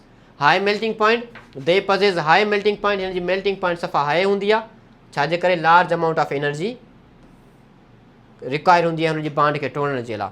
यानी नॉर्मल तव्हां सॉलिड खे रखे तव्हां केॾी बि बाहि जो, को नॉर्मल कंडीशन में टुटण वारा न आहिनि। घणी -787 एनर्जी खपे सोडियम क्लोराइड खे तोड़ण जे लाइ, ऐं उहा असांखे नॉर्मली मिलंदी कान, इन जे करे एनर्जी हाई खपे ऐं हिन जी मेल्टिंग पॉइंट हाई हूंदी आहे, शार्प हूंदी आहे। They R soluble in water and similar in solvent, polar solvent, sorry, ये पोलर सोलवेंट जेके बि हूंदा आहिनि ऐं वाटर में ॿिन्हिनि में सॉल्युबल हूंदा आहिनि। अगरि असां इलेक्ट्रिकल ऐं थर्मल कंडक्टिविटी जी ॻाल्हि कयूं त सॉलिड स्टेट में इलेक्ट्रिकल कंडक्टिविटी न आहिनि शो कंदा, बल्कि असां अगरि हिन खे मोल्टिन हालत में ॾिसूं या हुनखे पाणीअ में सॉल्व करे उन खां पोइ बिजली क्रॉस करायूं त पोइ थी वेंदी। ठीकु आहे, they are unable to conduct electricity and heat because the vibration of the ions are restricted to their allocated position. यानी सॉलिड स्टेट में हिननि जे मथां कंडक्टिविटी, हीट कंडक्टिविटी या इलेक्ट्रिसिटी कंडक्टिविटी न हूंदी आहे, छाजे करे हिन जे विच में फ्री इलेक्ट्रॉन हूंदा ई न आहिनि। कंडक्टर उहो हूंदो जंहिंजे आख़िर में इलेक्ट्रॉन फ्री हुजे, अगरि इलेक्ट्रॉन फ्री न आहे त नो कंडक्शन। मोल्टन एक्वस स्टेट में छा थींदा आहिनि, हिकिड़ा गुड कंडक्टर हूंदा आहिनि, यानी कंडक्टिविटी सुठी ॾसींदा आहिनि, because ions are free to move, ions free थी वेंदा त कंडक्शन ॾसींदा ऐं बिजली हिन मां क्रॉस थी वेंदी आहे ऐं हुनजे मथां चार्ज हूंदी आहे, इन करे हू बिजलीअ खे हिकु जॻह खां या चार्ज खे हिकु जॻह खां ॿी जॻह ताईं ट्रांसफर करण जे एबल थी वेंदा आहिनि। यानी लिक्विड हालत में इहे कंडक्टर आहिनि, सॉलिड स्टेट में इहे इंसुलेटर आहिनि। ठीकु आहे, स्क्रीन शॉट निकिरंदो त पाण अॻिते हलंदासीं।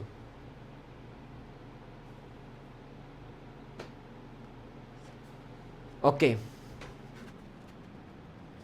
अॻियूं आहे factors affecting the shape of ionic solid. उहे फैक्टर जेका आयोनिक सॉलिड जी शेप ते अफेक्ट था कनि, उहे कहिड़ा कहिड़ा आहिनि? सभिनि खां पहिरियां आहे आयोनिक एसोसिएशन।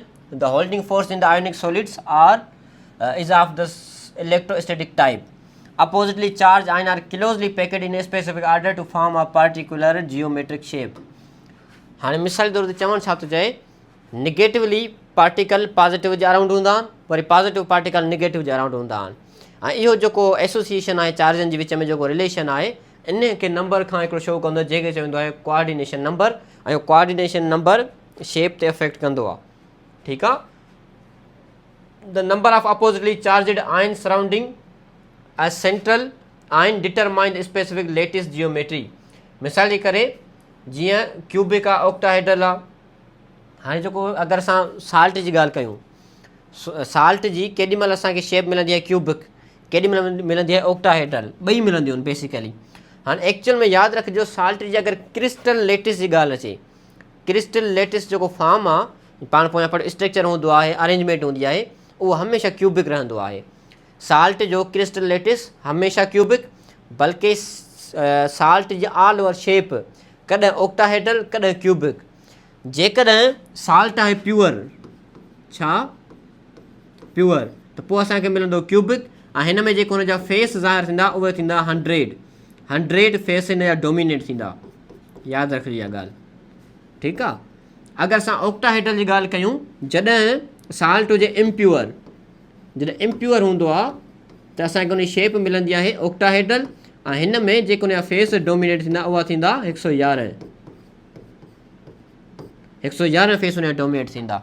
सही आहे, अगरि प्योर फॉर्म में आहे त क्यूबिक थींदो, ऐं अगरि इम्प्योर फॉर्म में आहे त पोइ ऑक्टाहेड्रल थींदो। बाक़ी अगरि क्रिस्टल लेटिस जी ॻाल्हि कई वञे त उहो हमेशह क्यूबिक रहंदो आहे। साल्ट जो क्रिस्टल लेटिस हमेशह always cubic. Okay, coordination number छा आहे? कुझु निगेटिव जेके पार्टिकल हूंदा आहिनि उहे पॉजिटिव जे सराउंड हूंदा आहिनि। मिसाल जे तौर ते हीउ निगेटिव आहे, ठीकु आहे, हीअ सराउंड आहे, हीअ निगेटिव आहे, हीअ सराउंड आहे, त हिन जी हिन सां एसोसिएशन थी वेंदी आहे, इहो ऑल ओवर शेप ते अफेक्ट कंदो आहे, ऐं इन खे चइबो आहे कोऑर्डिनेशन नंबर।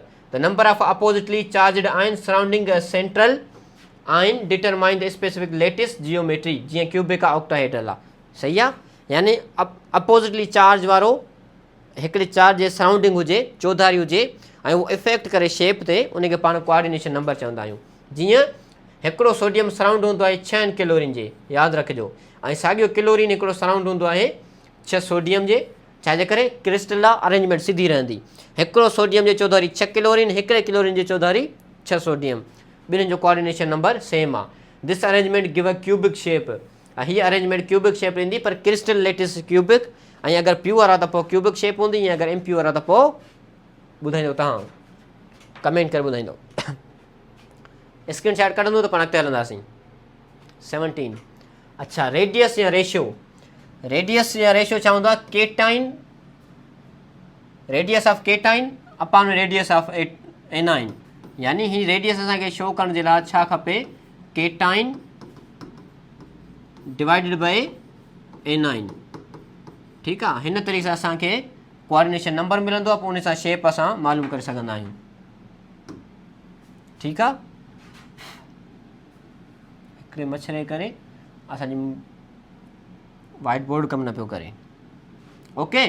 पर उहो रेशियो कहिड़ो हूंदो आहे, रेशियो न आहे ॾिनल।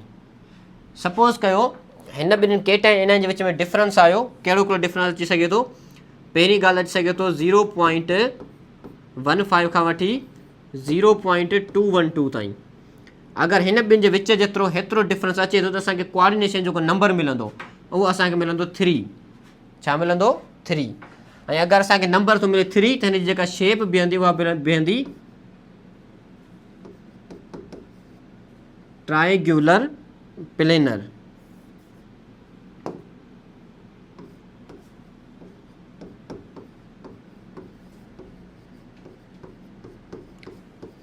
Triangular planar. हाणे उहो कहिड़ो कंपाउंड आहे जंहिंजी अहिड़ी शेप आहे, कोऑर्डिनेशन नंबर 3 आहे, त ट्राइंगुलर प्लेनर जेके हूंदा आहिनि उहे असांखे मिलंदा आहिनि कहिड़ा कहिड़ा। सपोज़ कयो जीअं कहिड़ो आहे अलूमिनियम ट्राइक्लोराइड, हिकिड़ो इन जो मिसाल आहे। उन खां अलावा ॿियो मिसाल, मिसाल जे तौर ते बेरिलियम ट्राइऑक्साइड, ॿियो इहो मिसाल आहे। उन खां अलावा ट्राइंगुलर प्लेनर में ॿियो असांखे मिलंदो आहे BF3, ठीकु आहे। त इहे जेके कंपाउंड हूंदा आहिनि इहे असांखे ट्राइंगुलर प्लेनर में मिलंदा आहिनि। इन जो कोऑर्डिनेशन नंबर हूंदो आहे 3। छो 3 आहे, छाजे करे अगरि 0.15 ऐं 0.212 जे विच में रेशियो मिले थो त उनजी शेप हमेशह ट्राइंगुलर बीहंदी ऐं उनजो कोऑर्डिनेशन हमेशह 3 बीहंदो। इन जी हिकिड़ी टेबल मुंहिंजे ख़्याल में मेंशन कयल आहे, पर हिते शायदि या त विसरी वई आहे या त ग़लती थी वई आहे, ठीकु आहे। उन खां पोइ अगरि ॿियो रेशियो 0.212 खां असांखे ॿियो थो मिले 0.414, हीअ मुंहिंजे ख़्याल में 0.22 आहे, 0.22 ऐं अॻियां शायदि को नंबर आहे 225 आहे, 0.225 आहे, पर पाण 0.22 था लिखोसि, ओके। ऐं 0.414 ताईं आहे। त असांखे जेको कोऑर्डिनेशन नंबर मिलंदो उहो मिलंदो 4 ऐं शेप मिलंदी टेट्राहेड्रल। कहिड़ी मिलंदी, टेट्राहेड्रल। टेट्राहेड्रल जा मिसाल कहिड़ा कहिड़ा आहिनि, मिसाल आहिनि हिकिड़ो आहे ज़िंक सल्फाइड, ठीकु आहे, ज़िंक सल्फाइड। उन खां ॿियो मिसाल आहे, जीअं ॿियो मिसाल कहिड़ो खणूं पाण, CCl4 टेट्राक्लोराइड, इहो मिसाल आहे। उन खां अलावा ॿियो मिसाल आहे जीअं पाण खणूं सिलिकॉन टेट्राक्लोराइड। इहे कुझु मिसाल आहिनि जेके टेट्राहेड्रल शेप में मिलंदा आहिनि, ओके। अगरि टियों पाण खणूं 0.414 खां असांखे 0.732 रेशियो जे विच में असांखे नंबर मिले, असांखे कोऑर्डिनेशन नंबर मिलंदो 6।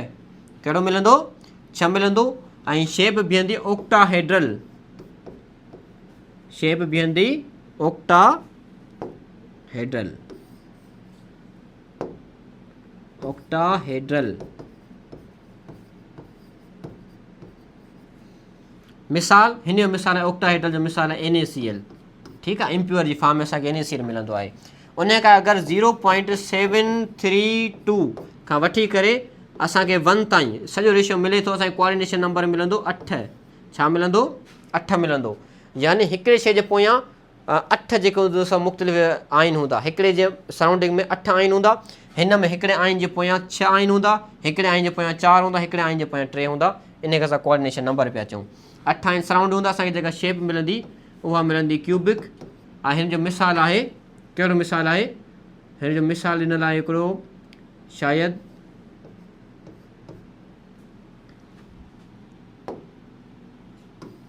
हिते थो लिखांसि, किथे लिखांसि, हिते थो लिखांसि, सीज़ियम क्लोराइड, इहो शायदि मिसाल ॾिनल आहे। हीअ असांखे कुझु मिसाल ॾिनल आहिनि ऐं हीअ लाइन सिधी आहे, थोरो ॾिसो कवर करण जी कोशिशि कजो। माज़रत सां नओं पेज न खणी सघियुसि। हीअ टेबल असांखे बि यादि रखणी आहे, हितां मई बि को MCQ अची सघे थो ऐं स्क्रीन शॉट कढो त पाण अॻिते हलूं। ऐं हितां को बि क्वेश्चन जो हूंदो तव्हां कमेंट कंदा, तव्हांखे रिप्लाई इनशाला ज़रूरु मिलंदो, ठीकु आहे। 18 A molecular crystal is a type of crystalline solid in which the lattice point are occupied by molecule। अच्छा, molecular crystal जी डेफिनेशन छा आहे, हाणे पाण पढ़ियो आयोनिक सॉलिड, ॿियो विच में हुयो कोवलेंट क्रिस्टल, उहो कैंसिल आहे, मेटालिक क्रिस्टल उहो कैंसिल आहे। जस्ट असां उहो पढ़ंदासीं जेको सिलेबस में मौजूदु आहे। छाजे करे पाण तयारी पिया कयूं MDK जी, त उनजी तयारी जा लेक्चर आहिनि न, त पाण MDK जे हिसाब सां ई हलंदासीं। A molecular crystal is a type of crystalline solid in which the lattice point are occupied by molecules। हिन में जेके लेटिस पॉइंट हूंदा उन में मालिक्यूल हूंदा आहिनि बजाए आइंस जे। These molecule are held together by weak intermolecular force.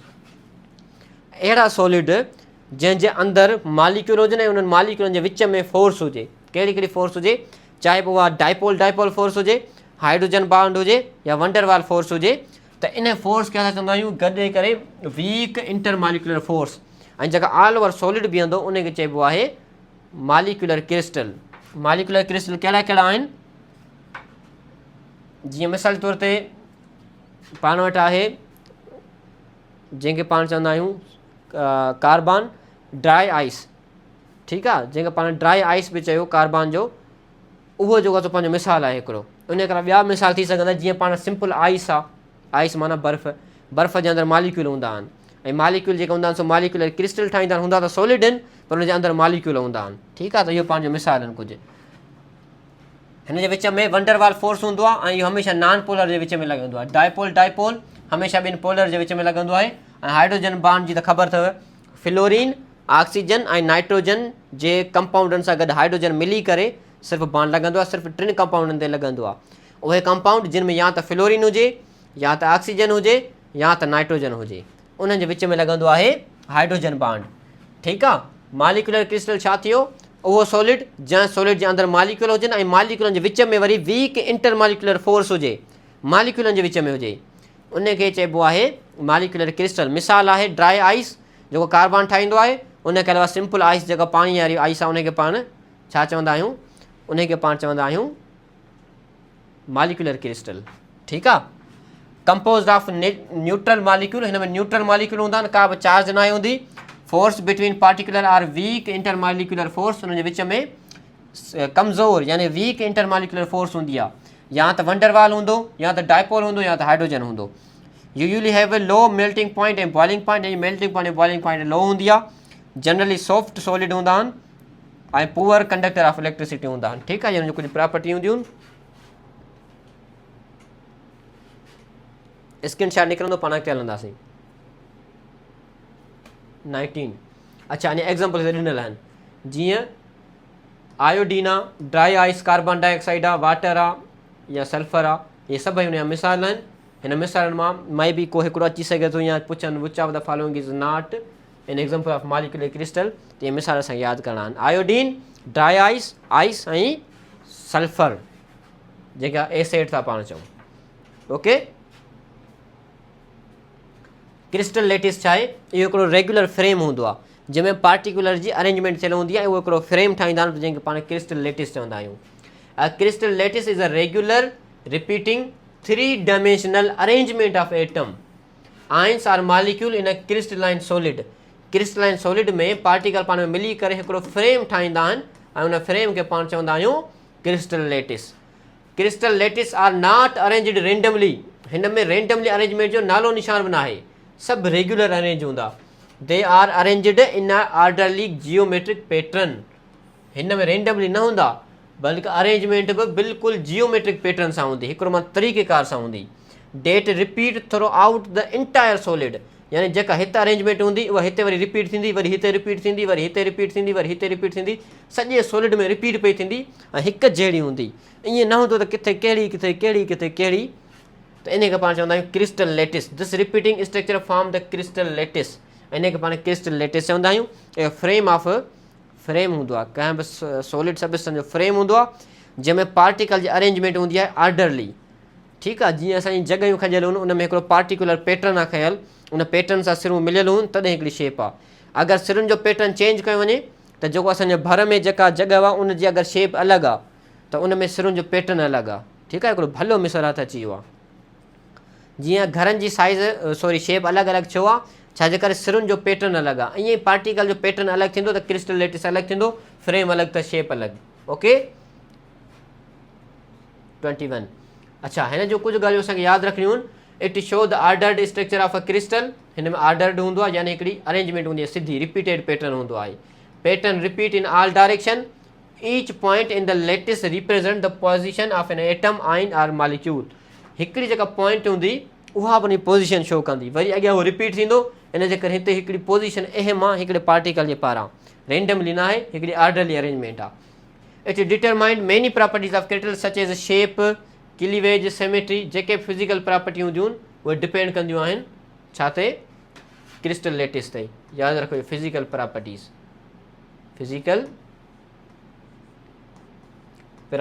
Depend कंदियूं आहिनि छा ते, ॿुधायो भाउ छा ते डिपेंड कंदियूं आहिनि, क्रिस्टल लेटिस ते।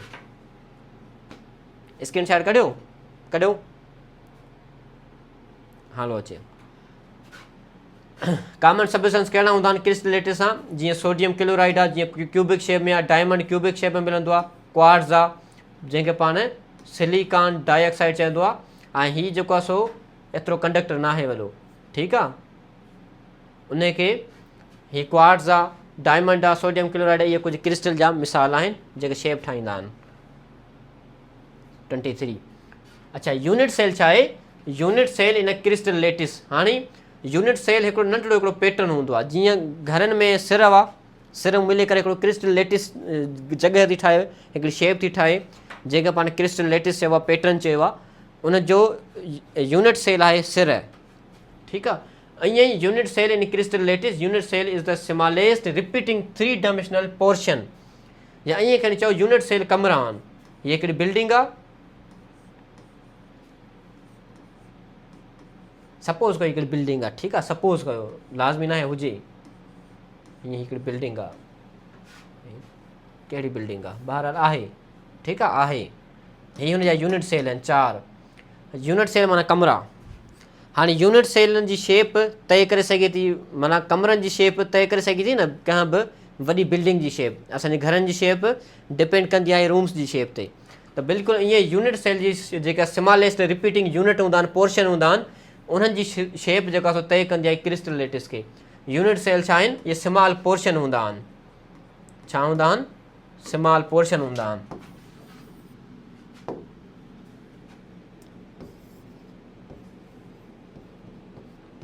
स्मॉल पोर्शन हूंदा आहिनि।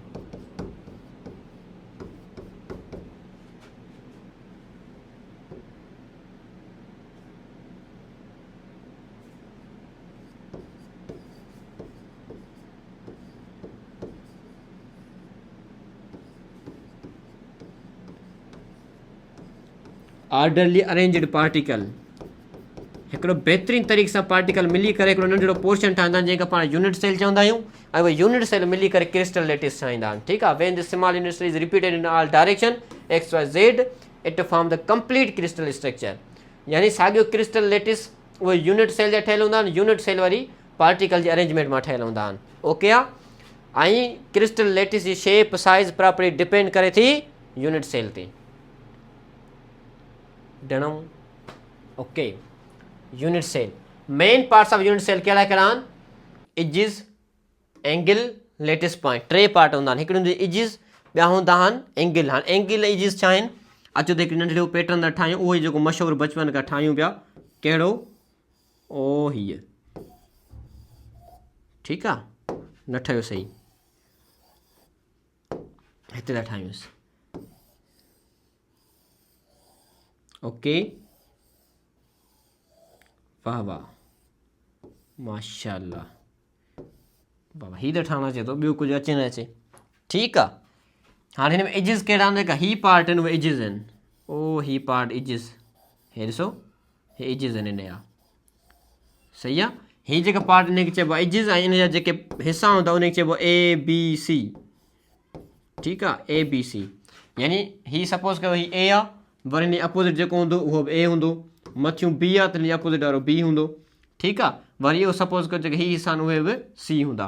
ईअं अगरि अञा वधीक हूंदो त D E F so on ईअं हलंदा रहंदा, इनखे एजिस चइबो, इहे किनारा हूंदा आहिनि। एंगल्स छा हूंदो आहे, यानी सपोज़ कयो ॿिनि लाइनुनि जे विच में जेको मुफ़ासिलो हूंदो हुनखे एंगल चइबो आहे। जीअं सपोज़ कयो ओ हीअ ए ऐं सी जे विच में असां खणूं, ए ऐं सी जे विच में, ओ हिन जे विच में, ए ऐं बी जे विच में, माज़रत हीअ बी हीअ ए, इन जे विच में असां खणूं ॾिसूं पिया 90 डिग्री आहे, इहा एंगल आहे। यानी ॿिनि लाइनुनि जे विच में जेको मुफ़ासिलो हूंदो आहे पाण डी सां मापींदा आहियूं, उनखे पाण एंगल चवंदा आहियूं। किथे 90 हूंदो, किथे 45 हूंदो, मुख़्तलिफ़ एंगल थी सघनि था। त इहा विच में ॿिनि लाइनुनि जे विच वारो जेको मुफ़ासिलो हूंदो आहे, थीटा सां शो कबो, उनखे एंगल चइबो आहे, उनखे एंगल चइबो। इहा शो कबी अल्फ़ा बीटा गामा सां। ए बी सी त थी वियो, त हाणे बार बार ए बी सी सां शो न कबो, त इन करे अल्फ़ा बीटा गामा सां शो कयूं हिते। लेटेस्ट पॉइंट छा आहे, position of atom or ions, यानी हिन में आइन या एटम जी पोज़ीशन शो कई हूंदी। हिकिड़ो हिते हूंदो, वरी हिते हूंदो, हिते हूंदो, हिते हूंदो। हीअ जेके आहिनि इहे बि यूनिट सेल जी पॉइंट था डिस्क्राइब कनि त कहिड़ी तरीक़े सां अरेंज आहिनि। त इहे जेका एटम हूंदा, आइन हूंदा, इन जी जेका शेप साइज़ हूंदी, इहा छा हूंदी, लेटेस्ट पॉइंट हूंदी। ओके, अच्छा, उन खां अलावा हीअ शइ थी वई, unit cell describe by axes A B C, ऐं एंगल हूंदी alpha beta gamma. Lattice point जेका एटम आइन जी पोज़ीशन हूंदी उहा शो कंदी। ॿी ॻाल्हि जेका शइ असांखे यादि रखणी आहे त हिकिड़े यूनिट सेल में, सोडियम क्लोराइड जे हिकिड़े यूनिट सेल में 8 क्लोराइन या 8 सोडियम हूंदा।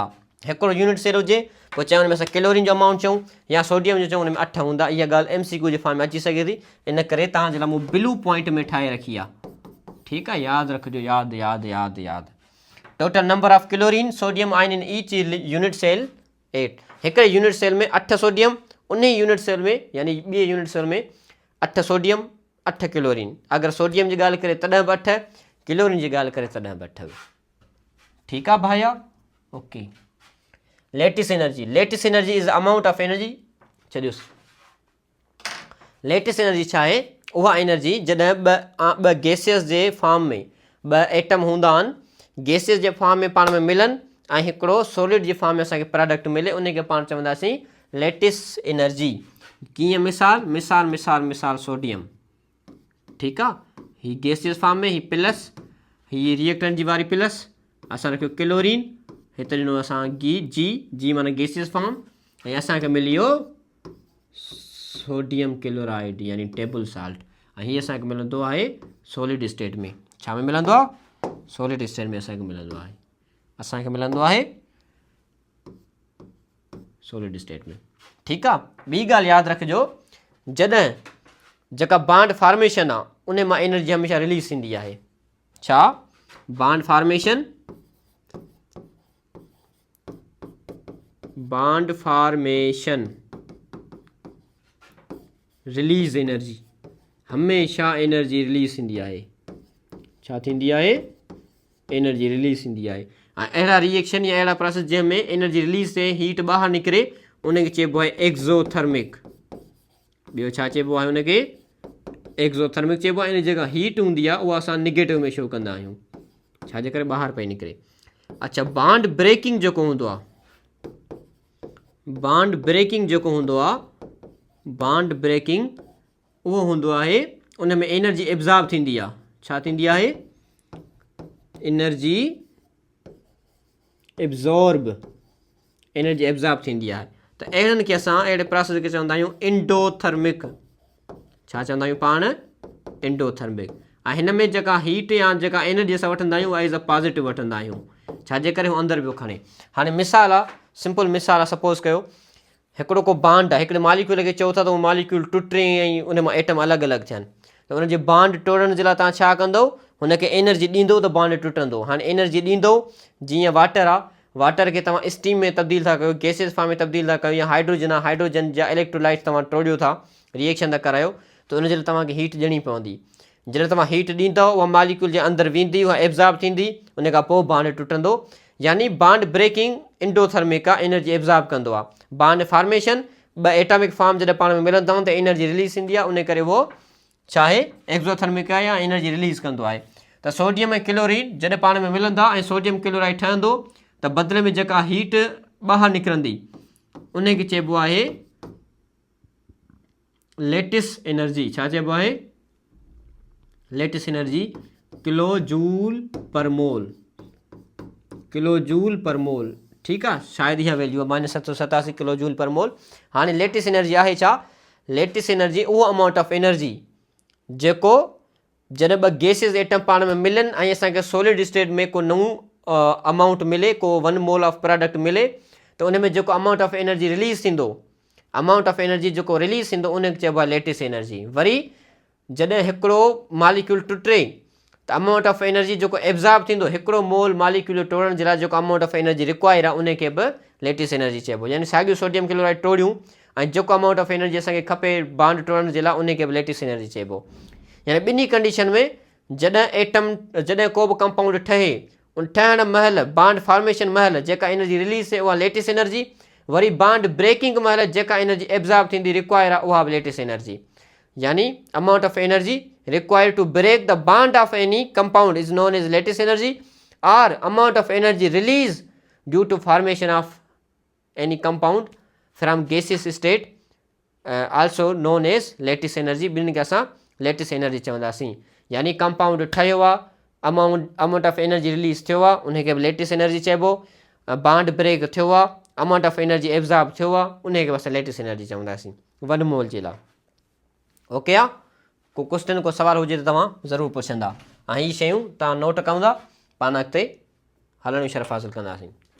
लेटिस एनर्जी, अच्छा लेटिस एनर्जी जो ऑर्डर माना किथे घटि आहे किथे वधा, इन जा MCQ अची सघनि था। हीअ टॉपिक ॾाढो इंपॉर्टेंट आहे सॼे सॉलिड में, इंपॉर्टेंट ॿिया बि हुया पर हे बि।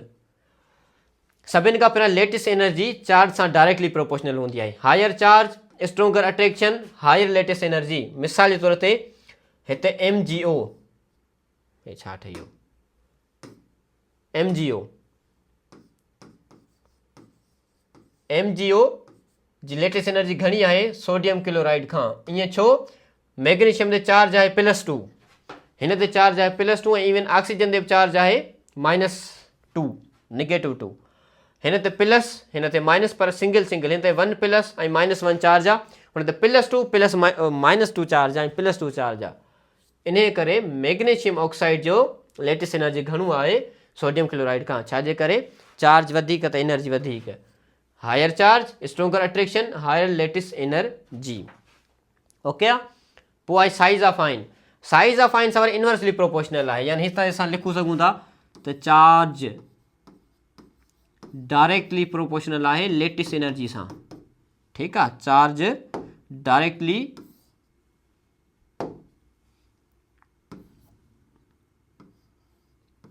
बी सिधो यार चार्ज, ओके, डायरेक्टली प्रोपोर्शनल आहे लेटिस एनर्जी सां।